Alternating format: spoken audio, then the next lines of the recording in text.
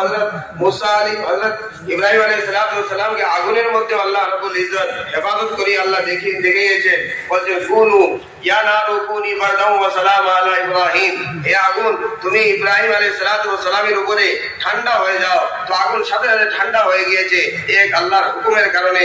যে আল্লাহ রাব্বুল ইজ্জত যে ইব্রাহিম আলাইহিস সালামের যে আগুন ছিল, সেই আগুন এত বড় আগুন ছিল যে আগুনের মধ্যে ওই সময় বাচ্চা পর্যন্ত সেই আগুন জ্বালানোতে শরীক হয়েছিল এবং ওই সময়ের বাদশাও সেই আগুন জ্বালানোর মধ্যে শরীক হয়েছিল।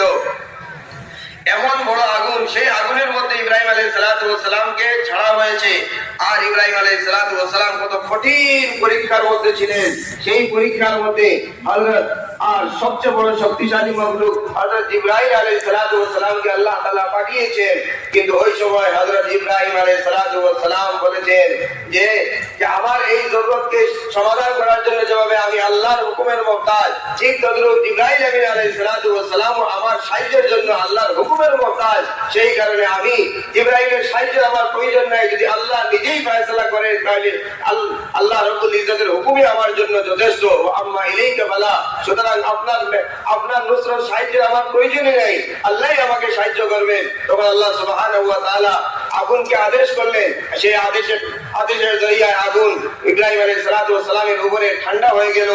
হযরত যে এটাই শিক্ষা আল্লাহ রাব্বুল ইজ্জত শিক্ষা দিয়েছেন যে যখন আসবাবের মখলুকের তাআসসুর, মখলুকের আসর যখন মানুষের দিল থেকে যখন বেরিয়ে যাবে, তো আল্লাহ রাব্বুল ইজ্জত সেই মখলুককে এই বান্দার তাবে আল্লাহ তাআলা করিয়ে দেন।